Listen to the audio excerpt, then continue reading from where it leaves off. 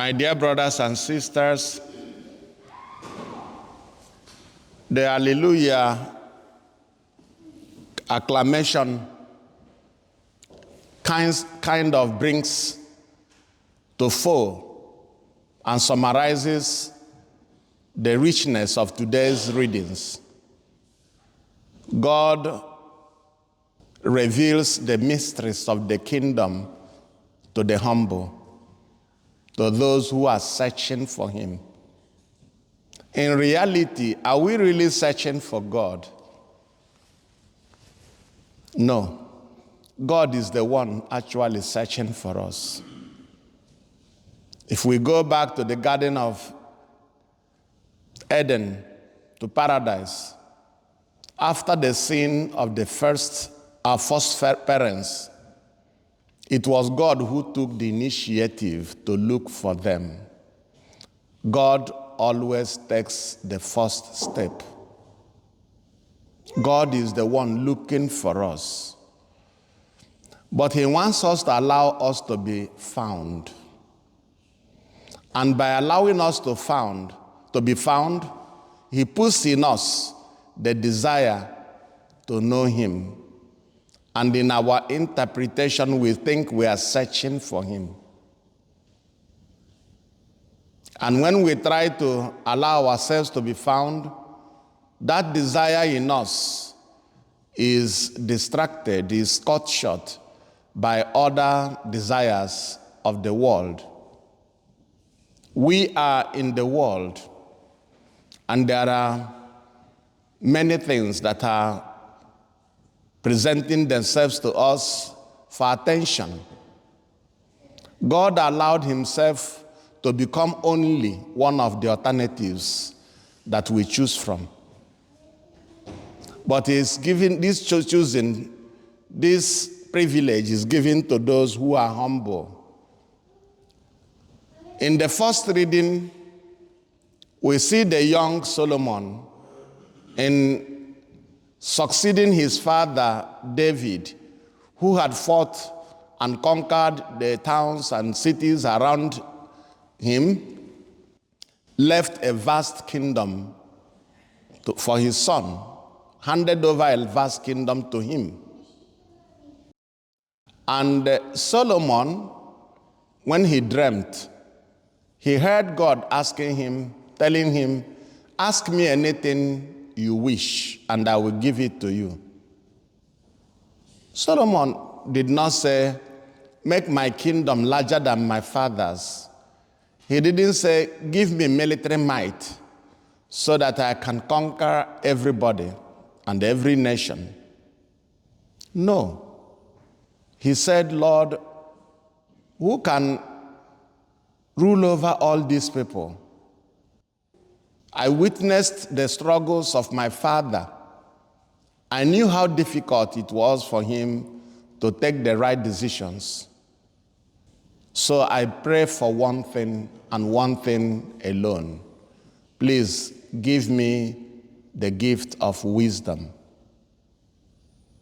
When I went to catechism as a child, they told us that wisdom is one of the gifts of the Holy Spirit. And they asked us, the way catechism was taught at that time was in form of question and answer. And the child was asked a question, of course he wouldn't know. Then the catechist would teach him the right answer and explain that to him. So to the question, what is the Holy Spirit's gift of wisdom? We were taught to answer this, that the gift of wisdom is the gift which the Holy Spirit gives us to know the things of this world and then know the things of heaven. So the gift that Solomon prayed for was for him, first of all, to know the things of this world, to be able to choose between white and black, between wrong advice and good advice, to be able to judge wisely, to be able to know when to act and when to say, wait. If we continue reading about Solomon in the early days of his kingship, we discover that there was a judgment that he rendered that was a marvel to people of that time. Two women who came struggling over a baby. One baby was dead, one baby was alive. And they brought these two babies to Solomon. The two women stood before him, each claiming to be the mother of the living child. Solomon, in his wisdom, said, well, get a knife, divide the two babies in two. One part of the dead baby to be put as one part of the living baby, and vice versa. The mother of the baby said, no, please, don't kill my child. Instead, give the child to the other woman. When the child grows up, he will look for his real mother. That was wisdom. Because that was a test of who the mother really is. There is no mother who would allow his child or her child to be cut in two. Therefore, the real mother chose to allow the other woman to take the child instead of having the child killed. Solomon was a wise man, but if we follow the story, we see that he lost touch with God and began to follow only the wisdom of this world.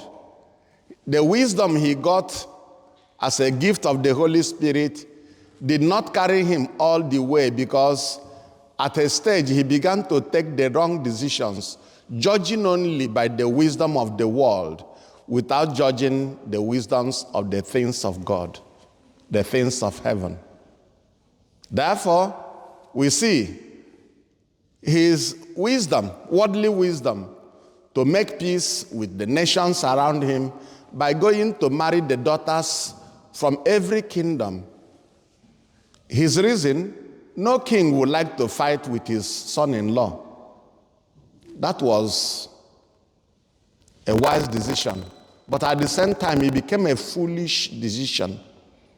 Because the wisdom of the world tells you about the correct thing on here and now. It doesn't really tell you what that might lead to. It doesn't tell you where your decision might lead you. So Solomon's decision to make peace through marriage sounded wise. But these women were not people from Judah. They were not Jews. They didn't believe in the one God. Each woman came with her own God, foreign gods, false gods. And in trying to play the wise man, Solomon allowed this to fester. And in the temple which he built, he now established altars to these other gods, and had, instead of the belief in the one God, he had allowed multiple gods, so that the temple that was dedicated with joy to the one true God became a pantheon for multiple of false gods. That was human wisdom, worldly wisdom, carried to its limit. In the end, Solomon ended up in trying to be wise. We are told he married 700 wives, and he also, in trying to solve everybody's problem, kept 300 other women as concubines. So the wisdom that we are taught as children is to know the things of this world. In other words, there will be a kind of symbiotic relationship between that wisdom that comes from heaven and leads us to things of heaven and the wisdom of this world. Jesus tells us that the men of this world, the people of this world, are more astute in dealing with their own kinds than the children of light. The astuteness of the people of this world is also met with multiple failures and foolishness. The wisdom of Solomon was not absolute. When he prayed for wisdom, he got it. When he thought he was a wise man, he lost it. In the same way, if we read the gospel reading of today, Jesus now teaches us the meaning of being a Christian, of making the right choice.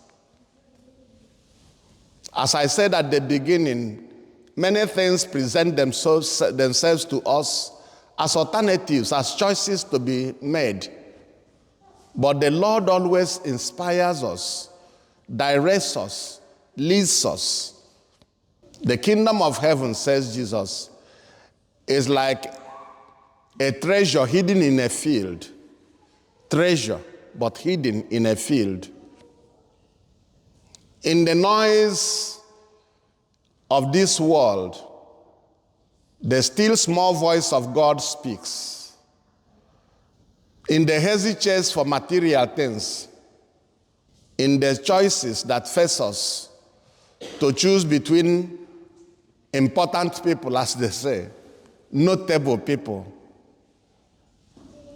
the wisdom of God is there for those who care to find. Important hymn written by St. Bernard of Clairvaux, Jesu Ducis Memoria. In this hymn, he says, but what is this we are talking about? No pen, no voice, no pen can write, nor any tongue decipher, but only those who have experienced it know what the love of Jesus is.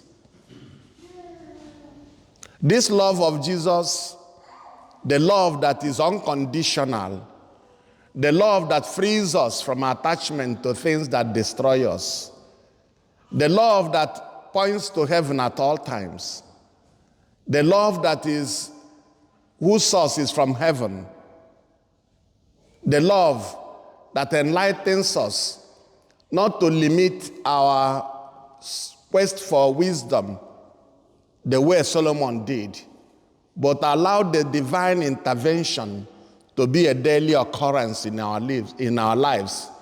That is what Jesus is talking about. As I said, God allows himself to become just one of the choices. In the world, many things present themselves as sources of satisfaction. You only need to open your phone every morning, hopefully after morning prayer, and you see 1,000 things suggesting themselves to you. People advertising their wares, even people who call themselves doctors, telling you that if you just do this, you will not die again.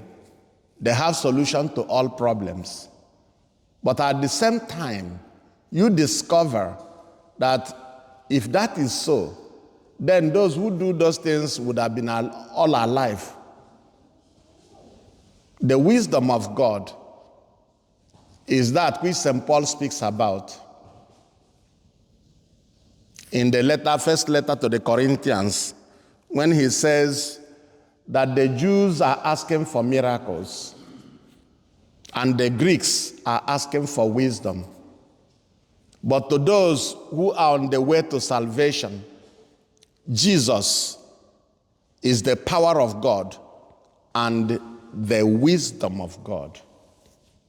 It is that finding that St. Paul experienced which made him to write when he wrote to the Philippians. If we read chapter 3, he said, all I need in my life is to know Christ and the power of his resurrection. For his sake, I have suffered the loss of everything. I see everything around me as rubbish. If I can only know Christ. St. Paul discovered that treasure hidden in a field. All I want, he says, is to know Christ and the power of his resurrection. St. Paul discovered Christ the treasure hidden in a field. That is why he shouted, God forbid that I should make a display of any other thing except the cross of Christ, for which the world is crucified for me and I for the world. St. Paul discovered this love of Christ. I live, indeed no longer I, it is Christ who lives in me. The life I live now in this natural sphere is my faith in the Son of God, who loved me so much that he gave his life for me.